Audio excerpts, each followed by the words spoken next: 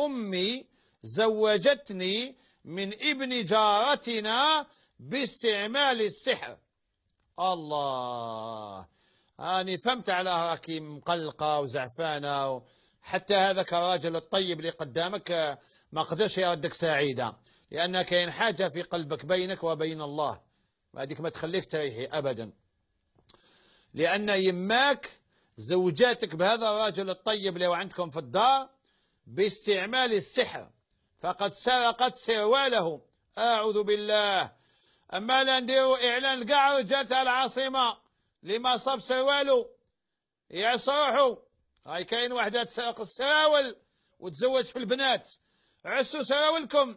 أما لا النساء كاع اللي تجي تنشر سروال تاع وليدها ما ديريش مساك، ديري هذاك مساك تاع الحديد وبونشيه في التريسيتي باش كي تجي تسرق السروال تيبس التم هذا السراقة تاع السراول هذه.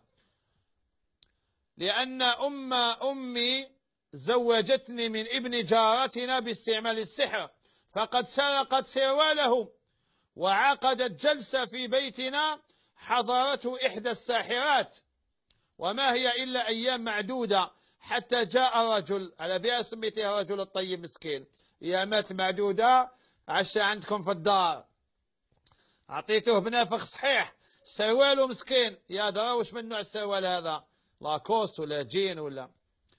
حتى جاء رجل لخطبة من أبي وتم العرس وأنا في عذاب نفسي رهيب.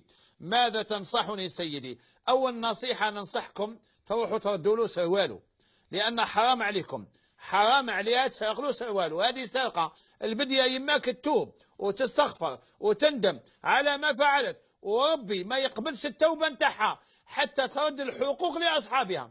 أول حاجة ردوا له سرواله لهذا الرجل، هذه البدية. وبعد ذلك يا أختي عمقي إيمانك بالقضاء والقدر، ماشي السحر لزوجك، زوجك القضاء والقدر. لما سبق في علم الله أن يتزوجك هذا الرجل الطيب تزوجتي به، ما هو لا سحر ولا والو، ما كان لا نافع إلا الله ولا ضار إلا الله جل جلاله. صحيح العقيدة نتاعك وردوا له سروال هذا الرجل الطيب، وعلى الرجال يعسوا